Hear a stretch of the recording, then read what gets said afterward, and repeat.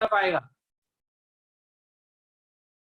Net force, ये अगर uniform circular motion में घूम रहा है, एक स्टोन अगर तुम स्ट्रिंग से बांध कर घुमाते हो तो उस पर जो नेट फोर्स होता है वो 0 होता है, ना कि नेट एक्सेलरेशन। इन चीजों को समझेंगे हम जब हम यूनिफॉर्म सर्कुलर मोशन पढ़ेंगे, ठीक है। नेट फोर्स 0 है, जरूरी नहीं है कि नेट एक्सेलरेशन 0 हो, ये बात ध्यान रखना। बहुत ही अच्छा कंसेप्ट है। नेट फोर्स 0 हो सकता है, नेट फोर्स अगर 0 है तो एक्सेलरेशन मे और मे नॉट बी 0, ये बात याद रखना।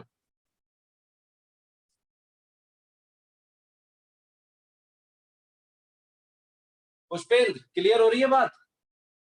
Yes sir. ठीक है, तो मैं इस चीज को यूनिफॉर्म सर्कुलर मोशन जब पढ़ेंगे ना तब बताऊंगा बहुत अच्छे से, सेंट्रीपिटल, सेंट्रीफ्यूगल, सारी चीजें। चलो अब जरा देखो यहाँ एक्सेलरेशन आ कितना कैसे रहा है, बस इतना बता देता हूँ। यहाँ एक्सेलरेशन इसलिए आ रहा है क्योंकि इसकी जो वेलोसिटी है उसका मैग्नीट्यूड तो चेंज नहीं हो रहा है, पर क्या चेंज हो रही है? डायरेक्शन। तो ये acceleration because of change in direction की वजह से आएगा, because of the change in direction. Centripetal acceleration आता है because of the change in direction, ना कि मैग्नीट्यूड। तो अब मैं इसी चीज को यहां यूज करूंगा क्वेश्चन में।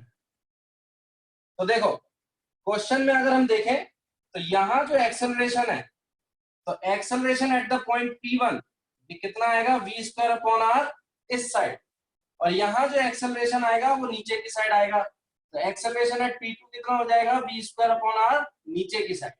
तो हमारा इनिशियल था इस साइड और फाइनल है इस साइड। मैं बना देता हूं दोबारा। इनिशियल है इस साइड कितना? v²/r, और फाइनल है इस साइड कितना? v²/r। तो ये हो गया हमारा फाइनल वाला और ये हो गया इनिशियल वाला। हमें चाहिए क्या? Change in acceleration. तो अगर हम चेंज इन एक्सेलरेशन देखें तो A final minus A initial करेंगे। तो भाई ए फाइनल है नीचे की तरफ और ए इनिशियल अगर इस तरफ था, ठीक है, तो माइनस ए इनिशियल किस तरफ हो जाएगा? इस तरफ। This is minus of A initial और this is A final. I think ये बात समझ में आ रही होगी। सर हाँ सर, ये ए फाइनल और ए इनिशियल वाले को अगर समझा ए इनिशियल किसकी तरफ होगा? सेंटर की तरफ। दीजिए। Yes sir. सेंट्रीपिटल एक्सेलरेशन जो P1 पॉइंट पे था, और ए फाइनल जो P2 पॉइंट पर है वो किसकी तरफ होगा? सेंटर की तरफ, तो नीचे की तरफ आ जाएगा। Yes sir. ठीक है, अब फाइनल माइनस इनिशियल करना है तो दोनों वेक्टर्स के बीच में एंगल कितना है बता सकते हो? एंगल है 90 डिग्री। 90 डिग्री। ठीक है, तो दिस इज ए फाइनल, तो मैं ए फाइनल को शिफ्ट कराकर नीचे भी ला सकता हूं। तो मैं इसका डायग्राम बना सकता हूं कुछ ऐसा। This is A final and this is minus of A initial. तो इन दोनों का sorry minus of A initial इस साइड, इन दोनों का रिजल्टेंट कहाँ आएगा? इस तरफ। ठीक, तो अगर हम ए एफ माइनस ए आई निकालते हैं इसका मॉड, तो ये आएगा अंडर रूट। अच्छा, इन दोनों का मैग्नीट्यूड तो सेम ही है, b²/r। तो मैग्नीट्यूड ऑफ ए इनिशियल का स्क्वायर, ए फाइनल का square, plus 2 mod a mod b, मतलब 2 mod a i mod a f cos 90। cos 90 कितना हो गया? 0। तो इनका मैग्नीट्यूड कितना आएगा? ए आई का मैग्नीट्यूड है v²/r का होल स्क्वायर प्लस v²/r का होल स्क्वायर, और इसको जब सॉल्व करोगे तो v²/r बाहर आ जाएगा और अंडर रूट 2 ये आ गया हमारे पास चेंज इन एक्सेलरेशन का मैग्नीट्यूड। इंपॉर्टेंट क्वेश्चन है, नोट डाउन करो, और कोई डाउट है तो पूछ सकते सर हमने यहाँ पर शिफ्ट क्यों किया है? देखो मुझे चाहिए क्या, ए एफ माइनस ए आई इस तरफ है तो माइनस ए आई इस तरफ होगा, और ए एफ इस तरफ है तो वो ए एफ मैंने इस तरफ बना दिया, जिससे मुझे टेल टू टेल कंडीशन के बीच में एंगल दिख जाएगा 90।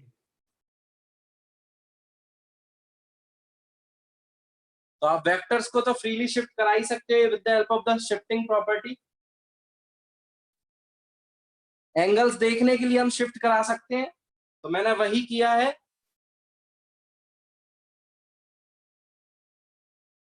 सर हेड टू हेड में नहीं हो सकता था? बिल्कुल हो सकता है, हेड टू हेड में भी हो सकता है, लेकिन हेड टू हेड किसका मिलेगा, ए एफ और ए आई का मिलेगा। मुझे चाहिए क्या, minus A I. Okay sir. तो माइनस ए आई क्या होगा, इसके opposite, this is of minus A I.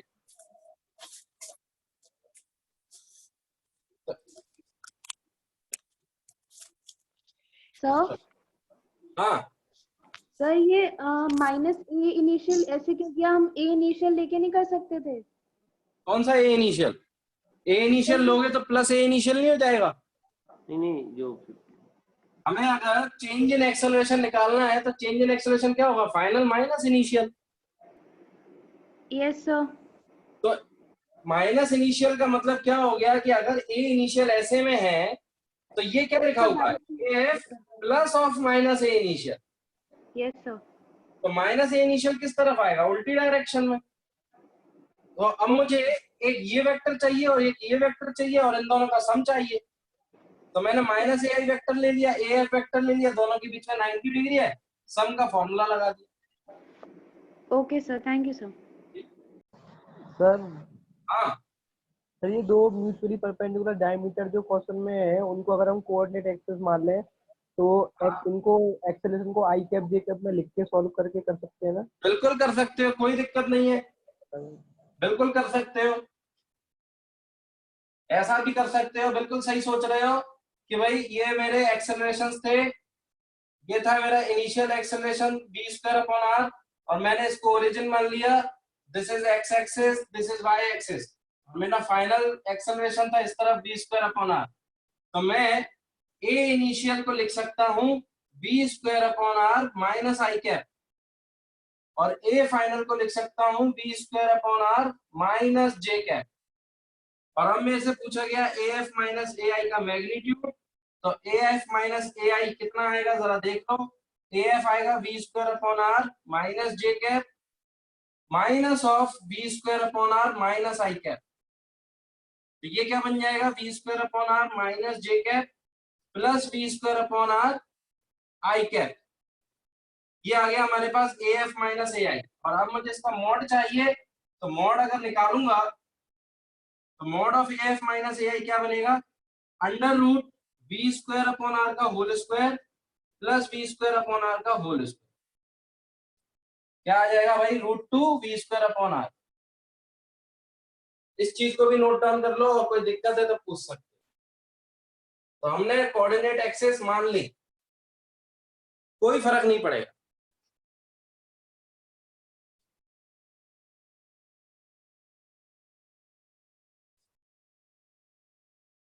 Ninety होना जरूरी नहीं है, 90 यहाँ क्वेश्चन के हिसाब से बन रहा है, क्योंकि यहाँ की वेलोसिटी इस तरफ है तो रेडियल डायरेक्शन इस तरफ मिलेगी, और यहाँ की वेलोसिटी इस तरफ है तो रेडियल डायरेक्शन इस तरफ मिलेगी।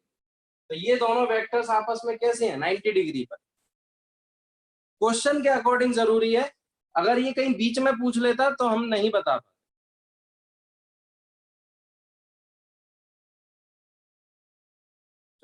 Last 5 seconds.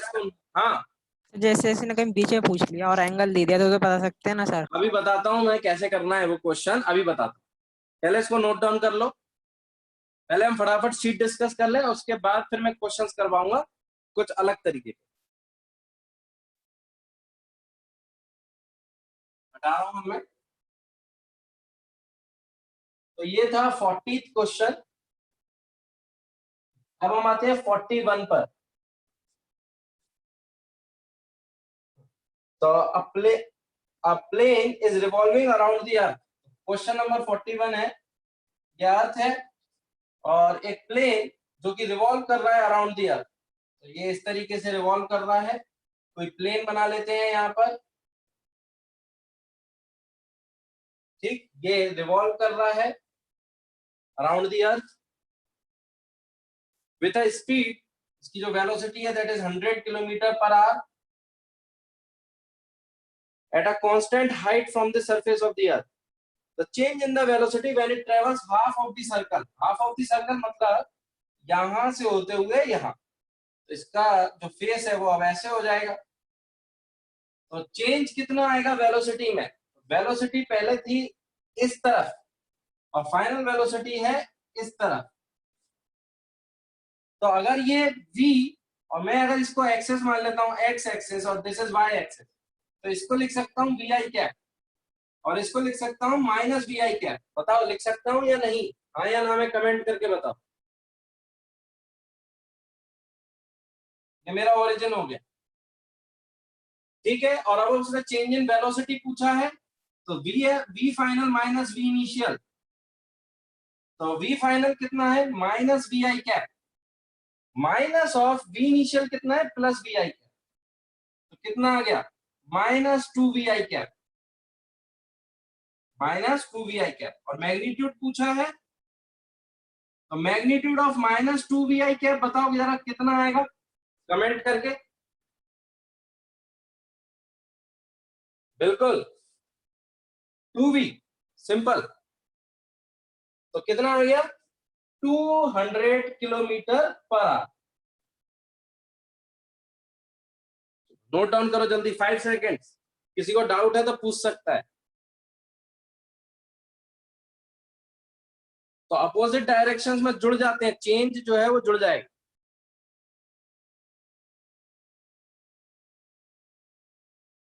This is the 41।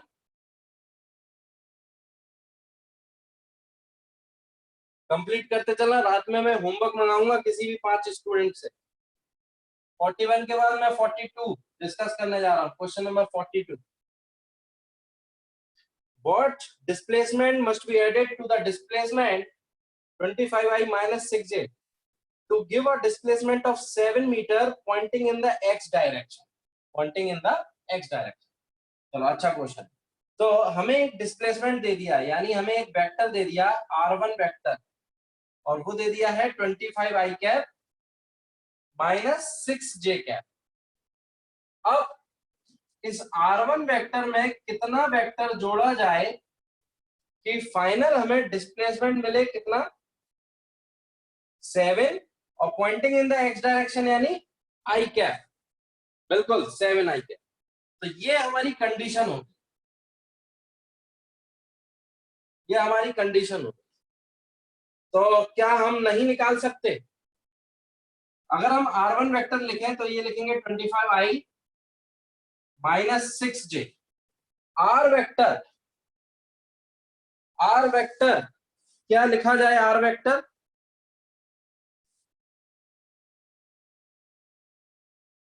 Option से अगर वेरीफाई करना चाहो तो ऑप्शन से भी कर सकते हो, वरना क्या करना होगा, हमें क्या करना होगा देखो जरा। r वेक्टर क्या है? ये r वेक्टर है जो ओरिजिन से किसी x y z को मिला है। दिस इज r वेक्टर, ठीक है। और ये r वेक्टर में कितना लिख सकता हूं? यहां से xi cap plus yj cap plus zk cap, और ये किसके बराबर आएगा? 7i cap. ये चीज जरा सोचो, ठीक। मुझे r1 plus r equal to 7i चाहिए। 7i कहाँ आएगा? 7i x एक्सिस पे यहाँ कहीं आएगा। This is the 7i। ये वाला जो वेक्टर हो गया ये 7i हो गया। अब r1 और जोड़ दो तो ये वेक्टर बनेगा with the help of triangle. Triangle law अगर हम देखें यहाँ पर तो r vector plus r1 vector that is equal to 7i। Sir हाँ सर ये आर वेक्टर की जो एक्स वाई जेड रखा है वो थोड़ा समझा दीजिए। हाँ चला गया था। ये मैंने कोई भी r वेक्टर मान लिया, और r वेक्टर क्या होता है? किसी भी कोऑर्डिनेट की पोजीशन बताता है ओरिजिन के रिस्पेक्ट। और इस r वेक्टर को r1 वेक्टर में जोड़ूंगा तब मेरे को क्वेश्चन के अकॉर्डिंग दिया गया है कि 7 i कैप मिलना चाहिए।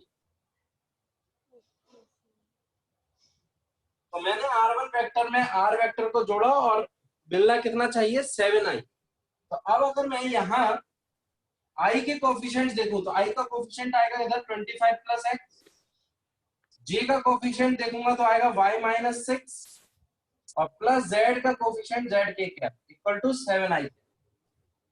और अब मैं कंपेयर करूंगा coefficients, compare the coefficients of i cap, j cap, k cap. तो 25 प्लस x किसके बराबर होना चाहिए 7 के बराबर, y माइनस x किसके बराबर हो रहा है 0 के बराबर और z किसके बराबर होगा 0 के बराबर। देखो ये मैंने इससे कंपेयर कर दिया, लेकिन j कैप का तो कोई कोफिशिएंट है ही नहीं, इसी तरीके से k कैप का भी कोई कोफिशिएंट नहीं है। तो यहां से x की वैल्यू कितनी आ गई -18, y की वैल्यू कितनी आ गई 6 और z की वैल्यू 0। यानी जो हमारा r वेक्टर है वो कितना आना चाहिए -18 i cap plus 6 j cap plus 0 k cap.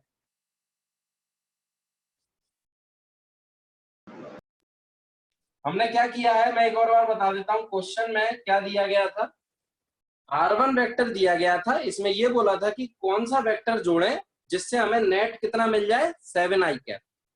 तो हमने मान लिया कि भाई r वेक्टर जोड़ दो, r वेक्टर मतलब कोई भी पॉइंट का पोजीशन वेक्टर। तो कोई भी पॉइंट ले लिया जिसके कोऑर्डिनेट्स क्या थे x y z, उसका पोजीशन वेक्टर क्या हो जाएगा xi plus yj plus z। इसको r1 वेक्टर में जोड़ दिया और किसके बराबर कर दिया 7 i। तो ये i के कोएफिशिएंट ये z का और ये k का इक्वल टू क्या आ रहा है 7 i। तो अब हम क्या करेंगे भाई, ये पूरा वेक्टर 7 i के बराबर कब होगा जब 25 प्लस x की वैल्यू 7 हो जाए, y माइनस 6 पूरा 0 मिल जाए और z भी कितना मिले 0। तो हमने कंपेयर कर दिए कोफिशिएंट्स और यहां से r वेक्टर की वैल्यू निकाल दी। नोट डाउन कर लो, नोट डाउन करने के लिए 10 सेकंड्स। अच्छा क्वेश्चन था सर।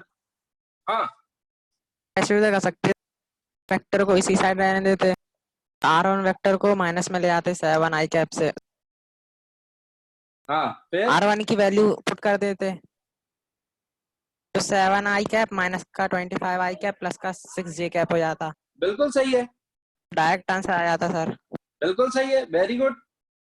एक ही बात है, मैं तो तुम्हें सिर्फ ये तरीका बता रहा हूं क्योंकि आगे की जो फिजिक्स है उसमें ये तरीका काम आएगा कोफिशिएंट्स कंपेयर करने का, समझ रहे हो। तो कंपेयर द कोफिशिएंट्स अगर हमें चाहिए होंगे तो हम इस तरीके से निकाल सकते हैं, वरना आप क्या कर सकते हो आर वेक्टर निकालना था तो r1 वेक्टर को सीधे सीधे माइनस कर दो, 7 i कैप में से माइनस कर दो। चलो नोट डाउन करो जल्दी से, किसी को कोई डाउट है तो पूछ सकता है, 1000 बार पूछो कोई दिक्कत नहीं है।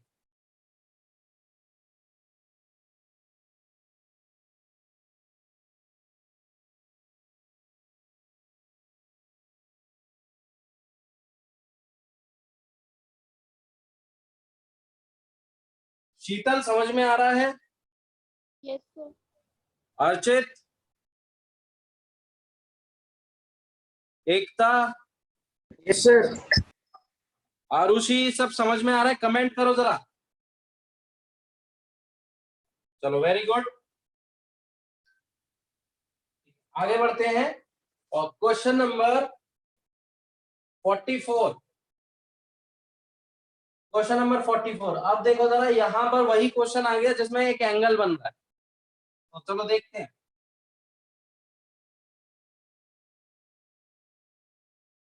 A particle is moving on with the change in velocity when the particle moves from P to Q। तो देखो जरा, P पॉइंट पे जो वेलोसिटी थी वो इस तरफ थी और Q पॉइंट पे वेलोसिटी इस तरफ। ये Q पॉइंट हो गया, ये P पॉइंट हो गया, ठीक है। ये एंगल 40 डिग्री घूम रहा है, चलो मैं मान लेता हूं अभी थीटा, थीटा मैंने पूरे को मान लिया। तो जब मैं P और Q पे वेलोसिटी देखूंगा तो देखो Q पर इस तरफ है और P पर इस तरफ है, हमेशा टेंजेंशियल होगी। तो तो अगर मैं ये एंगल डिवाइड कर दूं दो कंपोनेंट्स में, एक ये θ/2 और एक ये θ/2,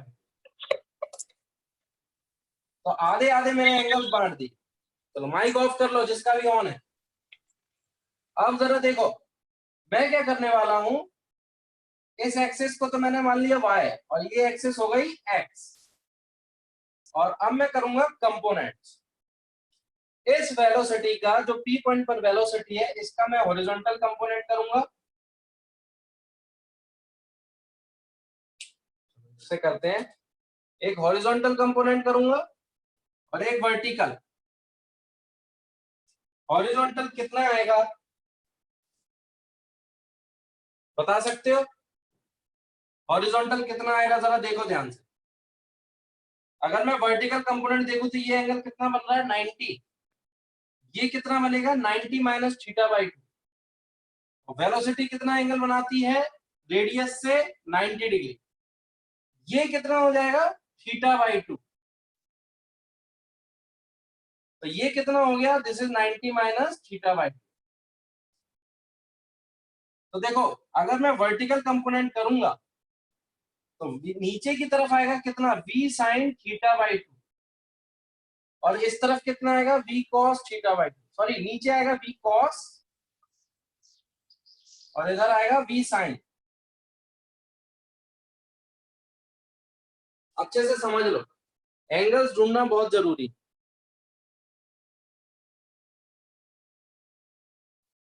ठीक है, मैंने क्या किया है, एक वर्टिकल लाइन खींच दी तो यहाँ एंगल कितना बना रही है 90 डिग्री बना रही है।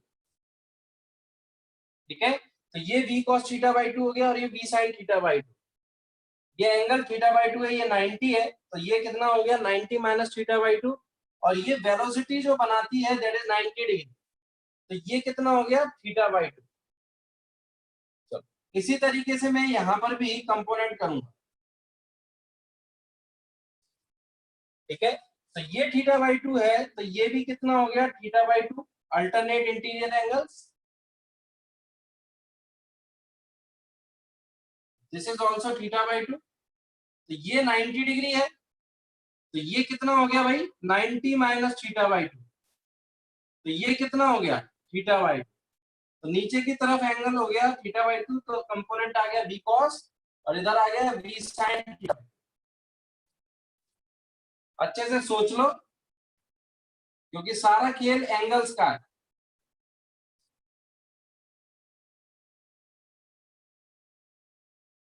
कहीं कोई दिक्कत है तो पूछ सकते हो।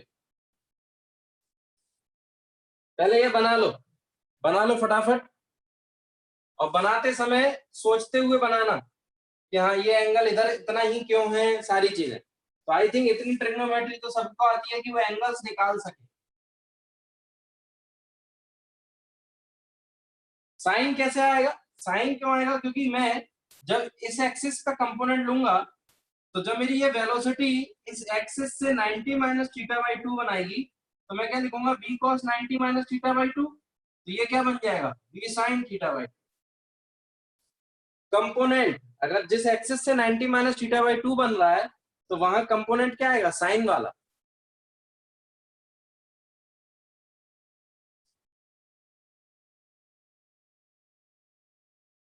कितनों को ये समझ में आ गया है वो थम्स अप भेजेंगे।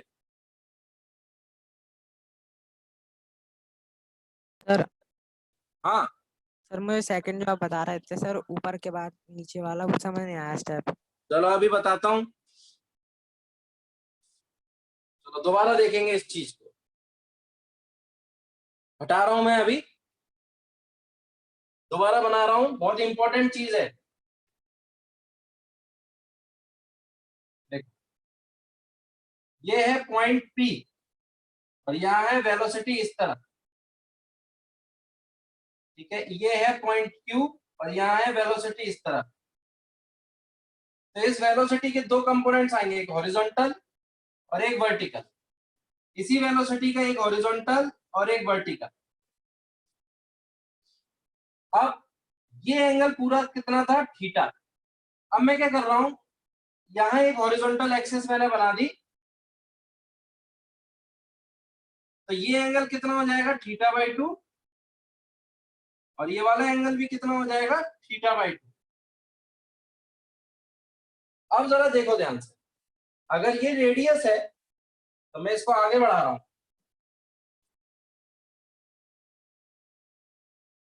ये θ/2 है, दिस इज ऑल्सो θ/2।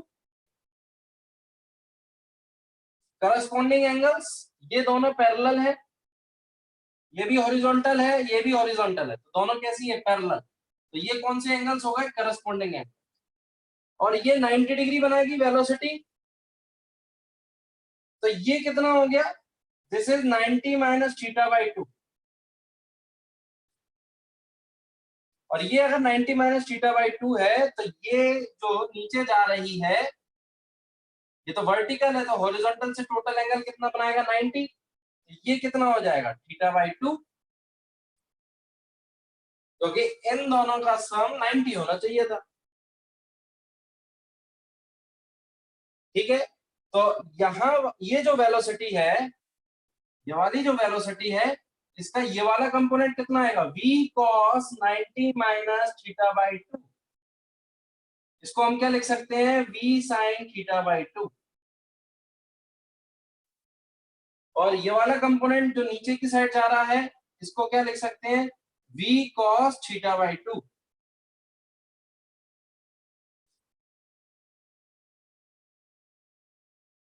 कितने लोगों को ये समझ में आ गया है, थम्स अप भेजो, और जिनको नहीं आया है वो डाउट पूछो।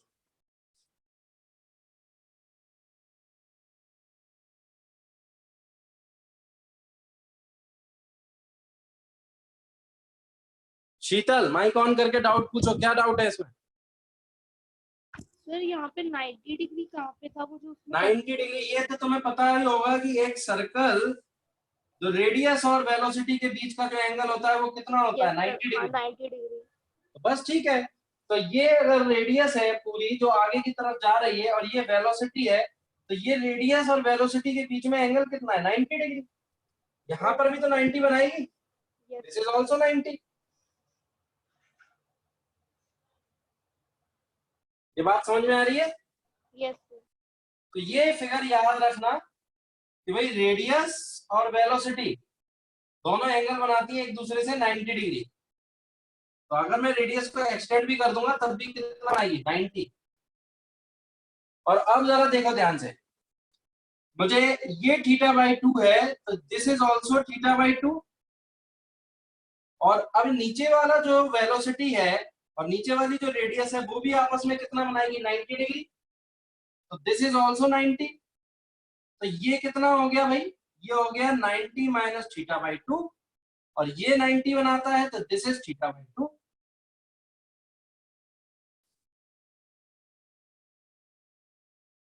बात समझ में आ गई। और अब मैं कंपोनेंट्स करूंगा, तो वेलोसिटी का वर्टिकल कंपोनेंट ये वाला कितना आ जाएगा, v cos θ/2। इस तरफ कितना आएगा, v sin θ/2। ठीक, और ये दोनों कंपोनेंट्स हो ही गए। तो ये था कौन सा पॉइंट, P, और दिस इज Q पॉइंट। तो मैं velocity at the P point अगर वेक्टर फॉर्म में लिखना चाहूं तो हॉरिजॉन्टल कंपोनेंट हो गया v sin θ/2 का i कैप, और प्लस v cos θ/2 का माइनस j कैप। इसी तरीके से velocity at the point Q अगर लिखना चाहूं तो ये आएगा v sin θ/2 minus i cap, और plus v cos θ/2 minus j cap. और अब मैं निकालना चाहता हूं VQ माइनस VP। तो जब मैं VQ माइनस VP करूंगा तो ये दोनों तो कैंसिल हो जाएंगे, दोनों सेम है, सिर्फ ये माइनस में ये भी माइनस। तो लिखूंगा मैं v sin θ/2 minus i cap minus of plus v sin θ/2 i cap. तो क्या बनेगा, 2v sin θ/2 minus i cap. ये आ गया हमारे पास VQ माइनस VP। और अगर आपसे मॉड पूछ लिया जाए तो कितना आएगा, 2v sin θ/2। नोट डाउन करो जल्दी से, टाइम है 20 सेकेंड्स। हाँ, किसी को कोई डाउट? सर ये माइनस का आई कैप क्यों लिखा है, प्लस का आई कैप क्यों नहीं लिखा? अरे क्योंकि ये मैंने प्लस एक्स एक्सिस इस तरफ मानी है ना, सर दूसरे में मैं VQ माइनस VP निकाल रहा हूँ। तो VQ माइनस VP में सेकंड स्टेप जो है 2V sin थीटा। हाँ, तो ये बताओ V sin theta by 2 I cap घटाओगे या नहीं घटाओगे? इसमें से इसको घटाना है, हाँ सर घटाना है। तो एक माइनस तो घटाने वाला हो गया, और किसको घटाना है? इसको। तो ये हो गया plus V sin theta 2 I cap. तो एक माइनस आई कैप ये आ गया, एक माइनस साइन इधर लगकर माइनस आई कैप आ गया, ये दोनों क्या हो गए? जुड़ गए। Okay sir. नोट डाउन करो। अच्छा, एक मैंने किताब भेजी थी एरनलेस करके, कितने लोगों ने उसकी ढंग से प्रैक्टिस की है? उसमें बहुत सारे क्वेश्चन हैं। अभी हम बात करेंगे, पहले ये नोट कर लो चलो, क्योंकि मुझे लग नहीं रहा कि तुम लोगों ने बहुत ज्यादा प्रैक्टिस करी है उस किताब की। उसमें इतने क्वेश्चंस हैं, उनके सॉल्यूशंस भी हैं, प्रैक्टिस करो उसकी। क्योंकि अगर अभी यहाँ दिक्कत आ रही है कि माइनस आई कैप कैसे आ गया और 2 कैसे आ गया, तो इसका मतलब है प्रैक्टिस में बहुत कमी है। जितना तुम सोच रहे हो जेई लेवल के लिए, उससे बहुत कम प्रैक्टिस चल रही है। अब तुम्हारे पास काम की कमी नहीं है, अब तुम्हारे पास टाइम की कमी है। चलो हटा रहा हूं अब मैं इसको। तो हमें इस क्वेश्चन में क्या दिया हुआ था?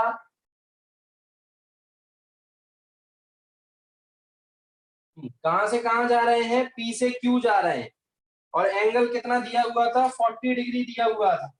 तो यहाँ थीटा की जगह 40 रखोगे तो क्या बन जाएगा? 2V sin 20 डिग्री, क्योंकि थीटा हमें कितना गिवन है? 40 डिग्री। हटा रहा हूं।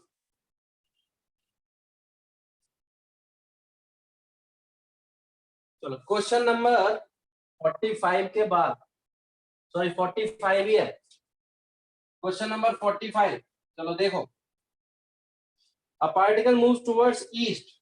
तो पहले तो डायरेक्शंस की हम बात कर रहे हैं, तो मैंने इसको ईस्ट बोला था, ये north, this is west, this is south.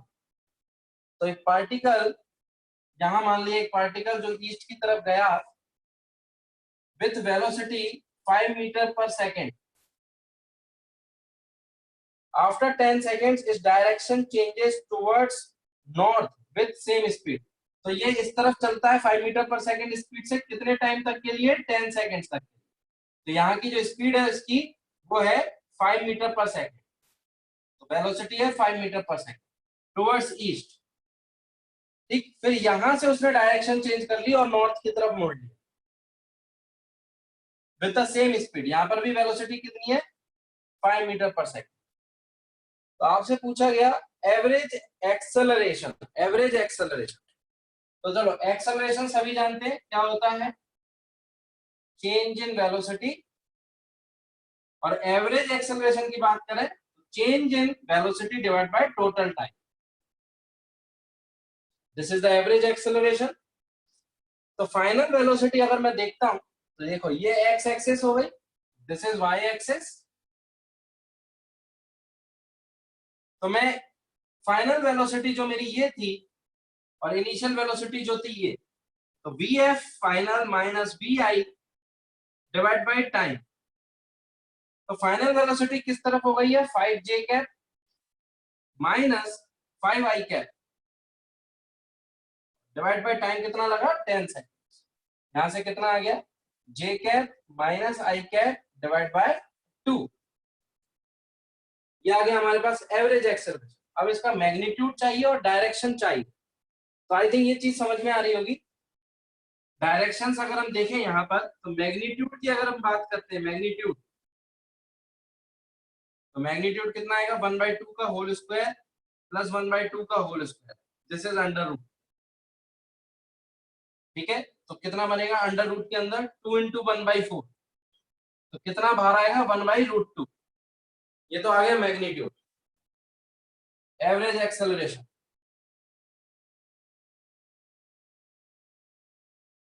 ये मैग्नीट्यूड आ गया। और अब मुझे चाहिए डायरेक्शन। तो देख लो डायरेक्शन हम कैसे देख सकते हैं, इसके अकॉर्डिंग देख सकते हैं डायरेक्शन।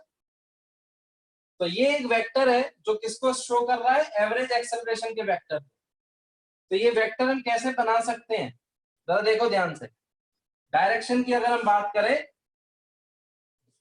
तो पहले ये लिख लो, डायरेक्शन फिर मैं थोड़ी देर में बताता हूँ, यहीं पर नोट डाउन कर। तो पहले लिख लो इसको, 10 सेकेंड्स फॉर नोटिंग डाउन।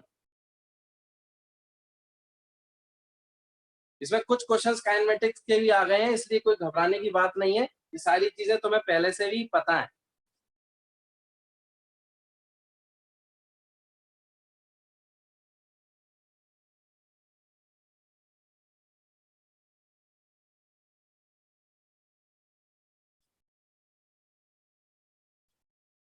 अब हम डायरेक्शन देखेंगे।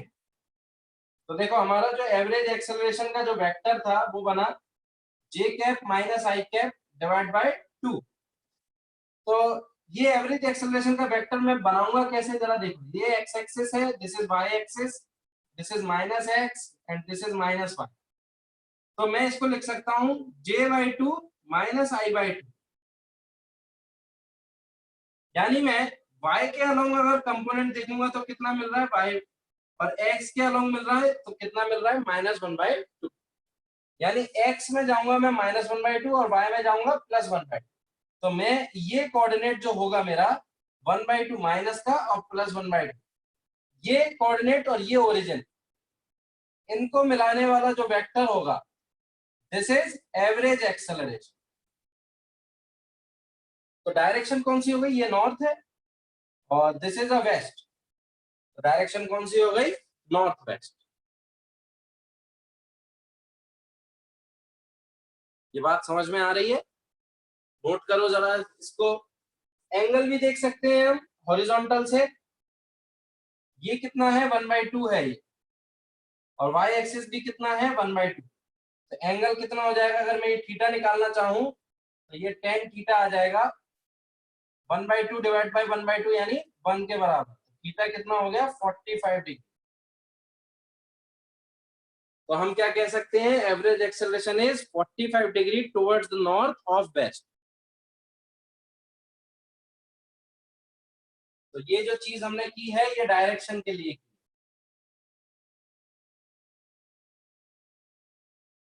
हाँ एक बार फिर से बताओ जरा, क्या एरर, क्या कमेंट किया है। सर जो एरएलएक्स फिजिक्स वाली जो मॉड्यूल है सर, उसमें काफी क्वेश्चन मतलब जो हमारी फिजिक्स मॉड्यूल है उससे रिपीट हो रहे हैं, तो उनको छोड़ दें क्या? नहीं नहीं, शुरू से बोलो, मेरे को आवाज थोड़ी धीरे आ रही है। सर जो एरएलएस फिजिक्स वाली बुक है उसमें हाँ काफी क्वेश्चन है ना रिपीट हो रहे हैं जो मॉड्यूल के हैं, हाँ हाँ, छोड़ दें फिर? उनको छोड़ दो, अगर तुम कर चुके हो तो बिल्कुल छोड़ दो। Okay sir. ठीक है, लेकिन वो किताब पूरी लगाओ। देखो स्टार्टिंग के चैप्टर्स तुम्हें जो जो दिए जा रहे हैं, अभी तुम्हारे पास बहुत टाइम है। अगर एक बार वेक्टर में कंफर्टेबल फील हो गए ना, फ्री हो गए एक बार, तो फिर पूरी फिजिक्स में तुम बहुत अच्छा फील करोगे, क्योंकि पूरी फिजिक्स में वेक्टर क्वांटिटीज भरी पड़ी हैं। तो डायरेक्शन पूछा जाएगा, जब सोच रहे काइनेमेटिक्स के क्वेश्चन आ रहे हैं। हटा रहा हूं मैं इन चीजों को।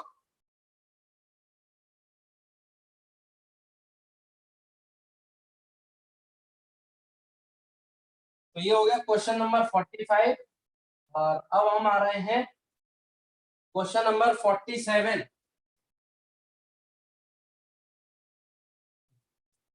एक फोर्स दे दिया है, that is 4i cap minus 3j cap. Another vector that is perpendicular to the f के परपेंडिकुलर कौन सा वेक्टर होगा। तो यहां हमें सिर्फ ऑप्शन के बेसिस पर चेक करना है। Check in this question with options. तो for the a perpendicular to the b, a dot b कितना आना चाहिए 0। तो ऐसा कौन सा वेक्टर है जिसका डॉट प्रोडक्ट f के साथ करें तो हमें 0 मिल जाए। तो f वेक्टर डॉट कौन सा वेक्टर है जिसको मैं b मान लेता हूं, जिसका डॉट प्रोडक्ट 0 आ रहा है। तो अगर हम ऑप्शन ए देखें तो a में जो b वेक्टर है वो कितना दिया हुआ है 4i + 3j। तो क्या मैं एफ डॉट एफ करूंगा कितना 4i माइनस 3j और डॉट बी करूंगा 4i प्लस 3j, तो क्या मेरे को 0 मिल रहा है?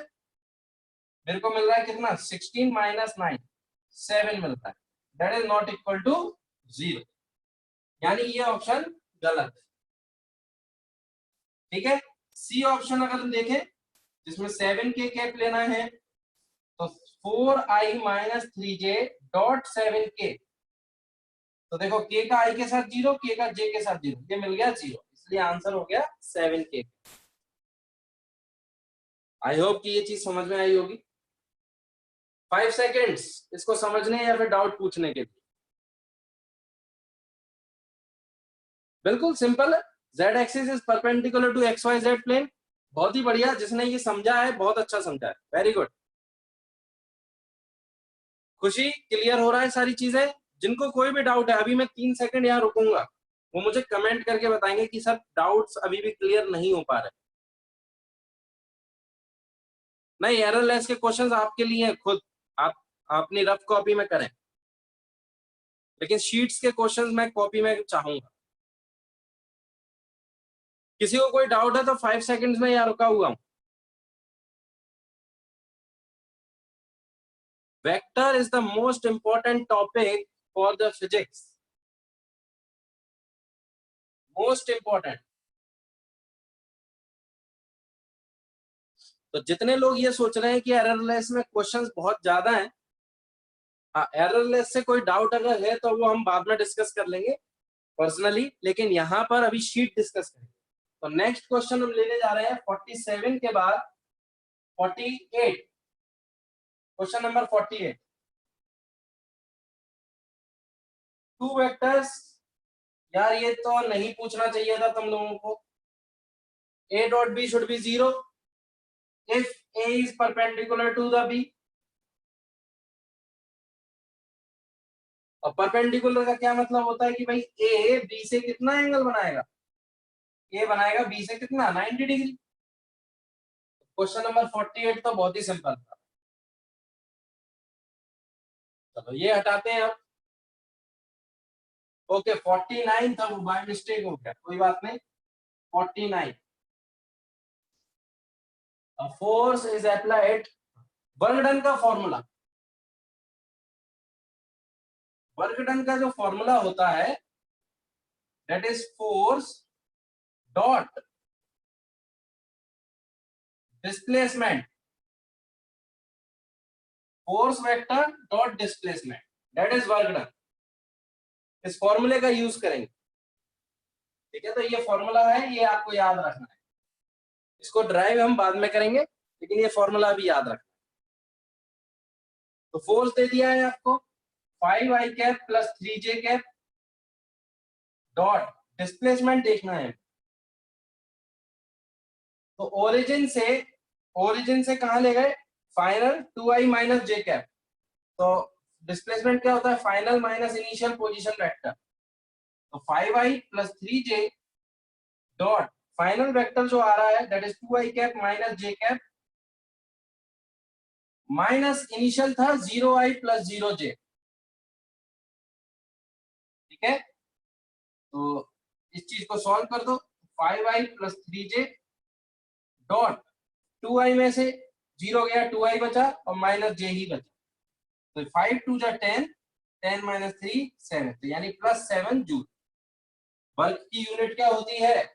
जूल होती है। नोट डाउन करेंगे जल्दी से।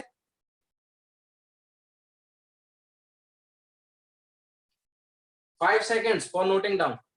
कंसेप्ट यही है, डिस्प्लेसमेंट वेक्टर निकालना तुम्हें आना चाहिए। तो final position vector minus initial, ये हो गया 49।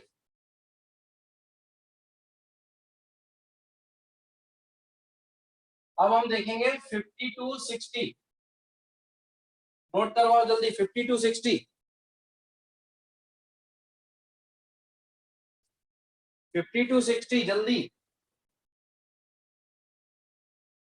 58 लिख लिया मैंने रोहन। 53 57 ओके 52 60 53 लिख लिया, 60 लिख लिया, चलो हो गए। अब पहला क्वेश्चन देखते हैं, question 52। Particle moves with the velocity constant force instantaneous power. Instantaneous power, ये सारे क्वेश्चंस आगे के हैं पर अभी आ रहे हैं इसलिए फॉर्मूला याद रखोगे। Force dot velocity, instantaneous power का formula force dot velocity. Velocity दी हुई है, फोर्स भी दे रखा है 20I plus 15J minus 5K। इसका डॉट प्रोडक्ट वेलोसिटी दी हुई है 6I minus 4J plus 3K। 20 into 6 120, 15 into 4 minus 60 minus 15, कितना हो गया 60 माइनस 15 दैट इज 45। पावर की यूनिट वॉट या फिर जूल पर सेकेंड। नोट डाउन कर लो 5 seconds for noting down concept instantaneous power का। ये हाँ बिल्कुल फॉर्मूले मॉड्यूल में है, चेक करना जरा, नहीं मिले तो यहां से याद कर लो। जो जो फॉर्मूले क्वेश्चंस में आते जा रहे हैं वो हम याद करते जाएंगे। तो अपनी आईपीएन, ये भी मैं बताऊंगा अभी आपको कि फॉर्मूला बुक भी बनानी है आपको अपनी खुद की। तो लास्ट 5 सेकेंड्स।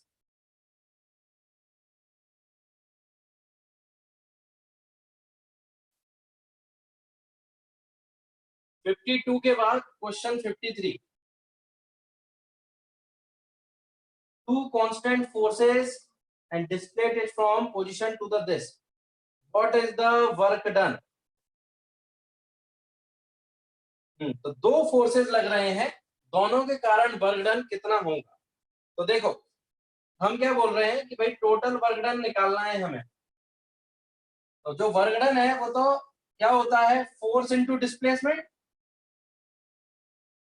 फोर्स का रिजल्टेंट, फोर्स का रिजल्टेंट का वेक्टर डॉट डिस्प्लेसमेंट का वेक्टर।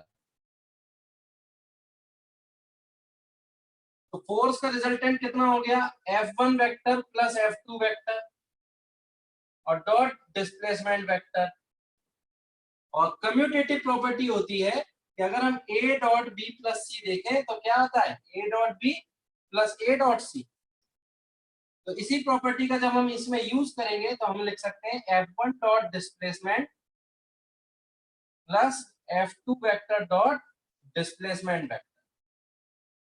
F1 वेक्टर क्या हो गया, दिया हुआ है 2I minus 3J plus 3K। और डिस्प्लेसमेंट कैसे निकालते हैं, फाइनल में माइनस इनिशियल पोजीशन पे और प्लस, चलो मैं ऐसे ही लिख देता हूं अभी, F1 vector dot final minus initial position vector plus F2 vector dot final vector minus initial vector. अब आई थिंक मेरे हिसाब से अब तुम आगे कर लो। तो ये है कंसेप्ट और अब बची है कैलकुलेशन जो तुम्हारे लिए छोड़। नोट डाउन कर लो और कोई डाउट है तो पूछ सकते हो। नेट फोर्स लिया जाएगा, हमेशा याद रखना नेट फोर्स, और नेट फोर्स का मतलब है रिजल्टिंग फोर्स। और फोर्स का रिजल्टेंट कैसे निकालते हैं, दो फोर्सेस लग रहे हैं तो F1 वेक्टर प्लस F2।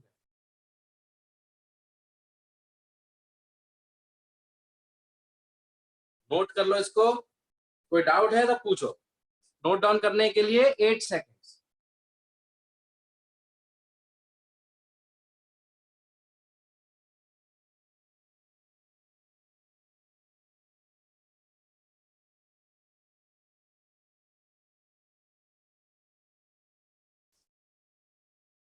हाँ देवगुरु, अभी तक कोई डाउट है या इसमें कोई डाउट है? माइक ऑन करो। Yes sir. हाँ बताओ देवगुरु, इसमें कोई डाउट आ रहा है क्या? इसमें नहीं था सर, आगे था मेरा डाउट। हाँ आगे अभी हम देखेंगे, बिल्कुल धीरे धीरे बढ़ रहे हैं, कोई बात नहीं। पहले इसको क्लियर करो। अब मैं हटा रहा हूं इसको, माइक ऑन ऑफ कर लो सभी लोग। इसके बाद आ रहा है क्वेश्चन नंबर ये था 53 और अब आ रहा है 57। Question number 57, a particle moves in the xy plane under action of force। Momentum दिया हुआ है, एंगल बताना है force and momentum at any time t। तो एक बात याद रखो, न्यूटन्स का सेकंड लॉ कहता है, अब तो तुमने डिफरेंशिएशन पढ़ लिया है, न्यूटन सेकंड लॉ कहते हैं कि जो फोर्स होता है वो होता है dp by dt, dp by dt। तो फोर्स को अगर हम देखें तो फोर्स जो बनता है वो क्या है, F X I cap F Y J cap plus F Z K cap, तीनों डायरेक्शंस में कंपोनेंट है फोर्सेस के। इसी तरीके से मोमेंटम भी बनता है P X I cap plus P Y J cap और plus P Z K cap. तो जो फोर्स हम लिख रहे हैं, तो force that is equal to DP by dt। तो हम यहाँ पर देखें तो देखो फोर्स को क्या लिख सकते हैं, F X I cap F Y J cap F Z K cap, और इसको लिख सकते हैं D by D T P X I P Y J P Z K. तो यहां से जब कंपेयर करोगे एफ एक्स किसके बराबर आ जाएगा, DP X by D T, F Y किसके बराबर आ जाएगा, DP Y by D T, और एफ जेड किसके बराबर आ जाएगा, डीपी जेड बाय डी।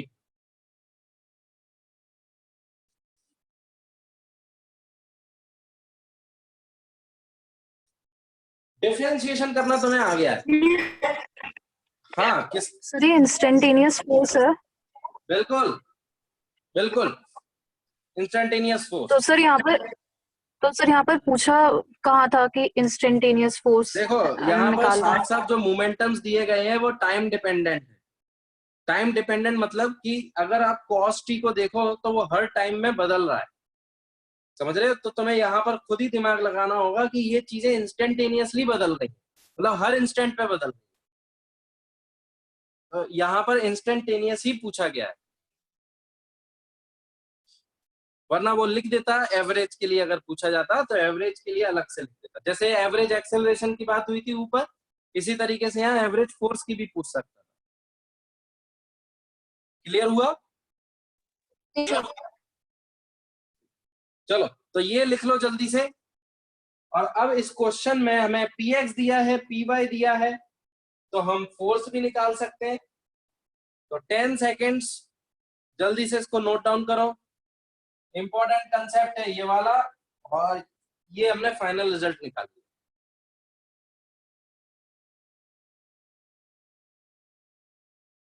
और अब मैं इस रिजल्ट का यूज कर रहा हूं। तो देखो F X that is DP X by D T, F X आ जाएगा D Y by D T, और पी एक्स दिया हुआ है यहाँ पर 2 cos t। तो 2 तो बाहर आ गया, डिफरेंशिएशन किसका करना होगा हमें, cos t का, और 2 बाहर है, डिफरेंशिएशन cos t का कितना हो गया, माइनस sin t। ये याद हो गया होगा अब तक, तो हो जाना चाहिए।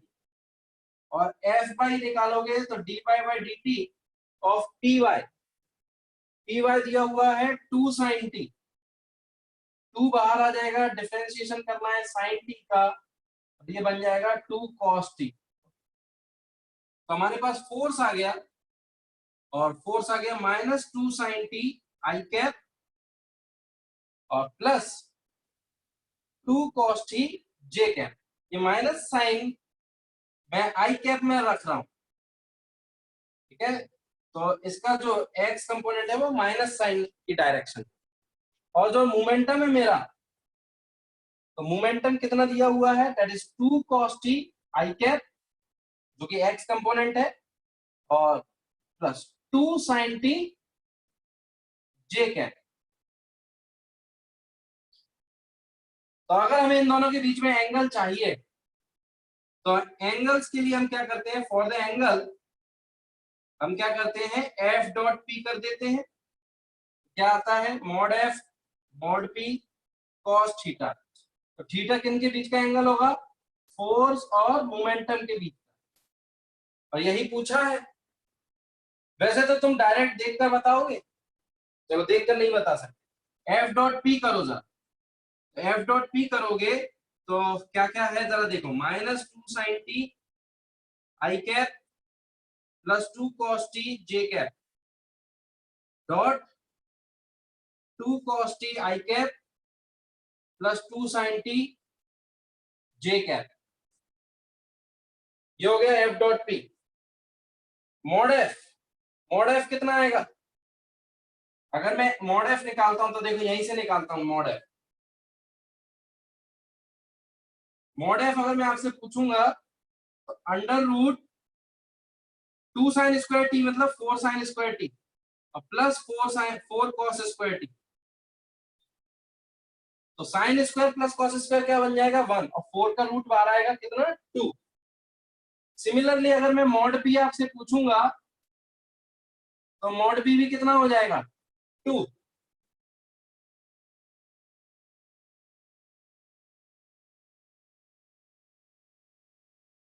और यहां पर मॉड एफ की जगह 2, मॉड पी की जगह भी 2 और that is cos theta.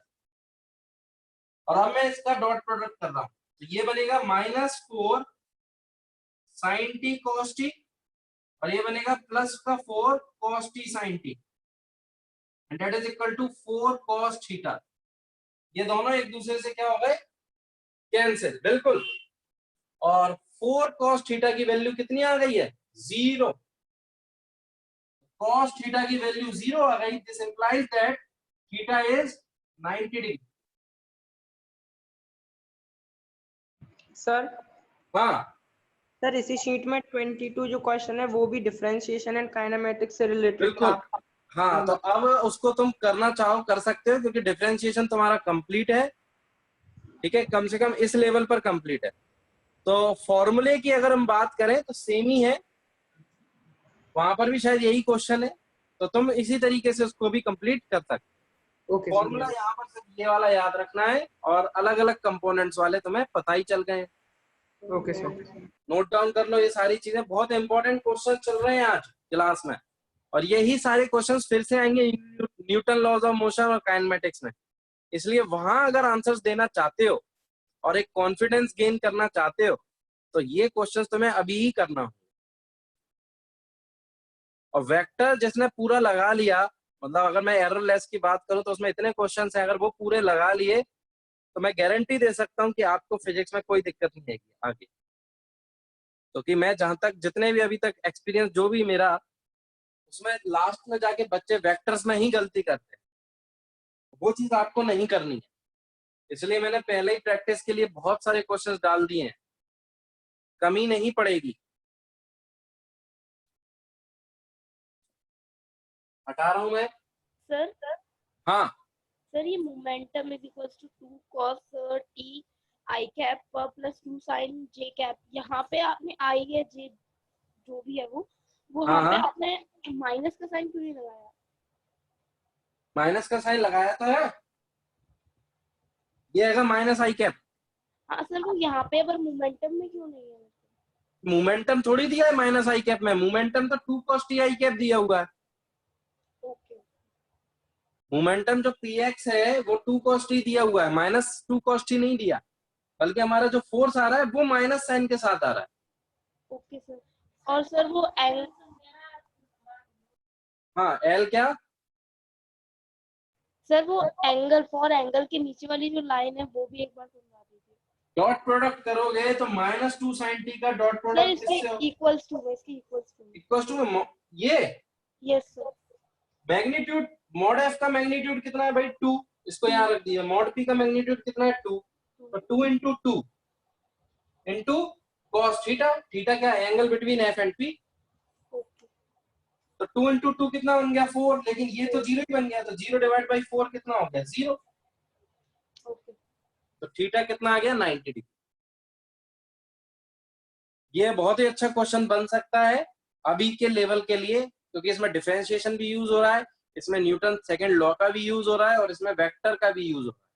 Magnitude भी निकालना आना चाहिए, डॉट प्रोडक्ट भी निकालना आना चाहिए, कैलकुलेशंस देखो जरा, बहुत ही अच्छा क्वेश्चन बन सकता है, इसलिए मैं इस क्वेश्चन को इंपॉर्टेंट बोलूंगा।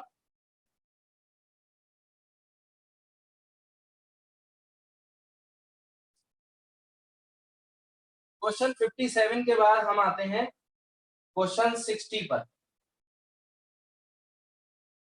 Question number 60। सर 58 भी है। 58 भी है, ओके। तो ये सारे क्वेश्चन, अब हम आ रहे हैं 58। एक 58 भी है। तो जितने ये डाउटफुल क्वेश्चंस लिख रहा हूं ना मैं, इन क्वेश्चंस को अपनी शीट पर टिक मार्क कर लेना, क्योंकि पूरी क्लास के डाउट्स हैं ये। कहीं ना कहीं किसी को दिक्कत आई है तो जब रिवीजन करो तो इन क्वेश्चंस को जरूर कर लेना। Question 58, area of the parallelogram. कोई अगर पैरेललोग्राम है जिसकी एक साइड ए वेक्टर है, दूसरी बी वेक्टर, इसका जो एरिया बनता है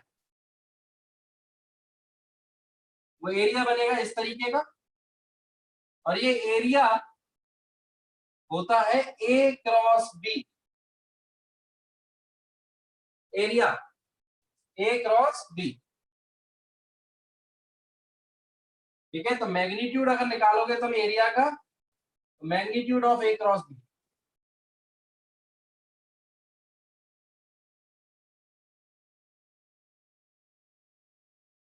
नोट डाउन करो जल्दी से। सर हाँ, सर ए क्रॉस बी का मीन्स है कि ए क्रॉस बी ए के भी परपेंडिकुलर है और बी के भी। एंड सर पैरेललोग्राम का जो एरिया का फॉर्मूला होता है वो बेस इनटू हाइट होता है। तो सर कौन ने बोला? इस केस में पैरेललोग्राम का हाइट इनटू बेस होता है, ये कौन ने बोला? नो सर, इसका एरिया हाँ, क्या होता है एरिया का फॉर्मूला पैरेललोग्राम का? Sir base into height. कैसे हो सकता है? हाइट और बेस, बेस किसको बोल रहे हो? Sir B vector. ये B vector is the base, yes और sir. Height sir the perpendicular drawn from ऐसे, A to B. This is the height. Yes sir, yes sir. Okay, तो तुम बोल रहे हो कि भाई हाइट इनटू बेस होता है, इसको तुमने बेस Yes, बोल sir. दिया, जो साइड थी उसको बेस बोल रहा है। Yes sir. अच्छा ठीक है, चलो फिर। हाँ देन बिल्कुल। सर इसका सर ए क्रॉस बी का मतलब है कि वो ए के भी परपेंडिकुलर है, बट सर इसमें जो हाइट है वो सिर्फ बी के ही परपेंडिकुलर है, ए के नहीं। तो सर ये फॉर्मूला कैसे हो सकता है? फॉर्मूला कैसे हो सकता है? चलो देखो जरा, तुमने बोला कि भाई ये हाइट इंटू बी करूंगा तो एरिया मिल जाएगा। मुझे बस ये बताओ, ये एंगल अगर थीटा है तो यहां से मैं परपेंडिकुलर डालूंगा, तो ये थीटा है, तो दिस इज 90 माइनस थीटा। तो ये साइड कितनी हो जाएगी? That is mod A sine theta.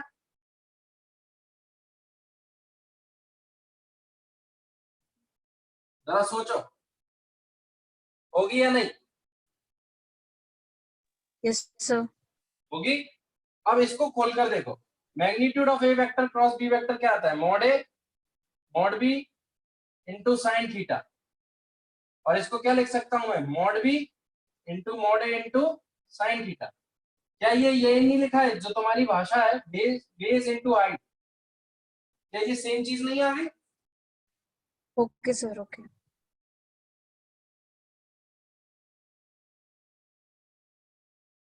तो एक ही बात है, लेकिन बात यह है कि हम मैग्नीट्यूड देख रहे हैं, तो मैग्नीट्यूड ही पूछा जाता है एरिया में, लेकिन एक्चुअल में एरिया एक वेक्टर की तरह भी काम करता है।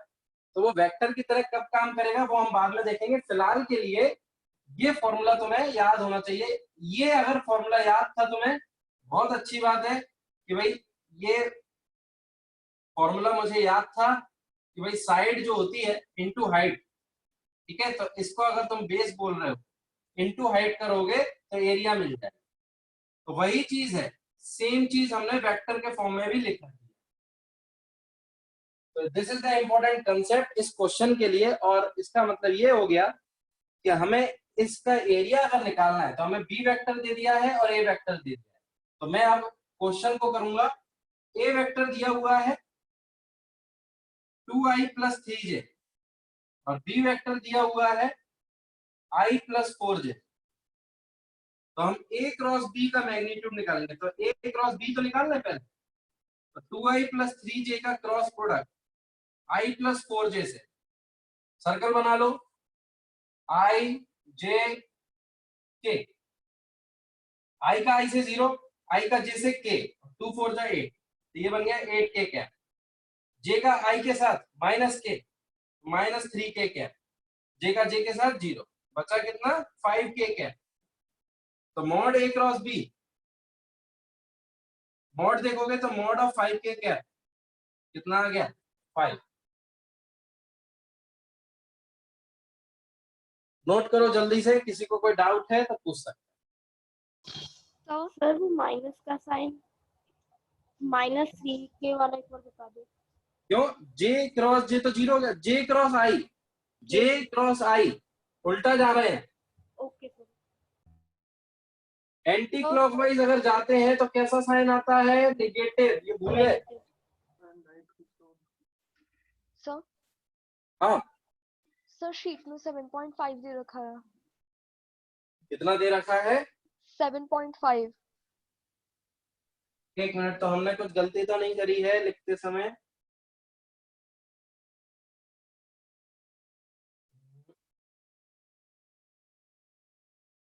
सर 7.5 यही आंसर आ रहा है। 5 ही आएगा। 5 ही आ रहा है। फिर चलो मैं देखता हूँ, अगर कुछ होगा तो फिर मैं सर मेरा भी 5 ही आ रहा था, लेकिन आंसर शीट में 7.5 दे रखा है। चलो कोई बात नहीं, मैं चेक करूंगा, ठीक है। अभी तक के लिए आंसर 5 ही रखो। हटाते हैं। वेक्टर प्रोडक्ट जरूरी नहीं है सिर्फ एरिया के लिए ही होता है, वेक्टर प्रोडक्ट बहुत चीजों के लिए होता है, फोर्स के लिए भी होता है, पर वो कौन से वाले फोर्सेस होते हैं उनको हम बाद में देखेंगे।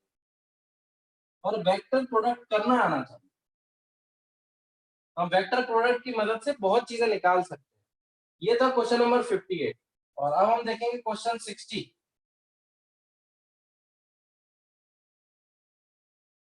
तो अब वो बोल रहा है कि एक F1 वेक्टर है जो कि अलोंग एक्स एक्सिस है, ठीक है, और एक F2 वेक्टर है, उसके साथ F1 क्रॉस F2 क्या मिल रहा है, 0 मिल रहा है। तो बताना है F2 कौन कौन सा ऑप्शन हो सकता है। तो F1 क्रॉस F2 0 कब मिल सकता है, जब मैं mod F1 F2 into sine theta लिखूंगा, तो F1 F2 और इनके बीच का एंगल थीटा। तो या तो F1 0 हो जाए, लेकिन F1 0 हो नहीं सकता क्योंकि mod F1 is not equal to 0 दिया हुआ है। F2 0 हो गया तो मेरा 0 हो जाएगा ये। तो ये 0 कब हो सकता है, इफ मॉड F2 0 हो जाए, या फिर थीटा 0 डिग्री या 180 डिग्री हो जाए। अब जरा देखो, F1 वेक्टर दे दिया है आई कैप के अलोंग, तो बस ठीक है। F1 वेक्टर अगर आई कैप के अलोंग है, तो F2 वेक्टर अगर मेरा माइनस आई कैप के अलोंग हो गया, तो इन दोनों के बीच का एंगल कितना हो गया, 180 डिग्री, क्योंकि एक आई कैप है एक माइनस आई कैप है, तो दोनों के बीच का एंगल हो जाएगा 180, और 180 करेंगे तो ये कितना मिल जाएगा, 0। इसलिए आंसर आ जाएगा इसका डी, क्योंकि F2 दे रखा है वहां पर -4 आई कैप और F1 दे रखा है आई कैप। तो आई और -4 आई में कितना एंगल आ गया, दोनों के बीच में एंगल आ गया 180 डिग्री।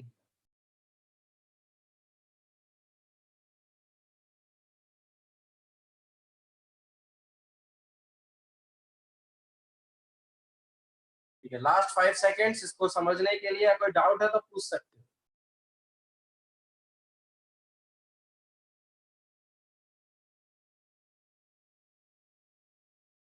बता रहा हूं,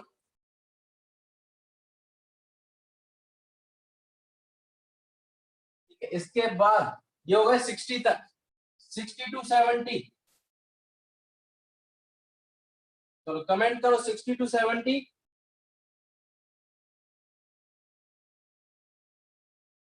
61, 64। वेक्टर प्रोडक्ट कहां तक है, काफी ज्यादा है, 66, 69। चलो ठीक, 65 भी आ रहा है। अच्छा 70 to 80, ये और बताओ जल्दी से। 70 to 80, 79, 68, 77, 73। ओके, तो ये सारे क्वेश्चंस हैं, जल्दी से अपनी शीट पर टिक कर लो। ये सारे क्वेश्चन जल्दी से अपनी शीट पर टिक करो सभी लोग।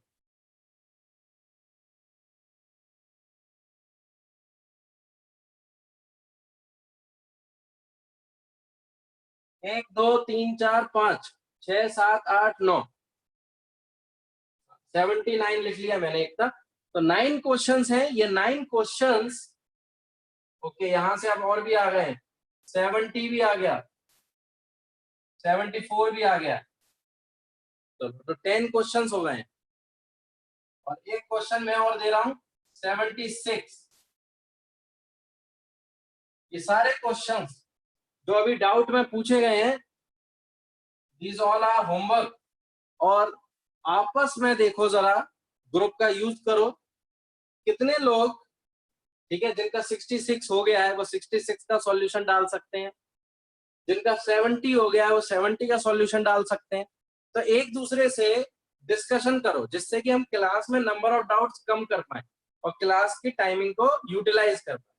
तो इस चीज को समझना होगा हमें कि पीयर लर्निंग के थ्रू हम क्लास का प्रॉपर यूटिलाइजेशन कर पाएंगे और इंटरेक्शन के थ्रू हम एक दूसरे को समझ भी पाएंगे और कंसेप्ट्स डिस्कस कर पाओ।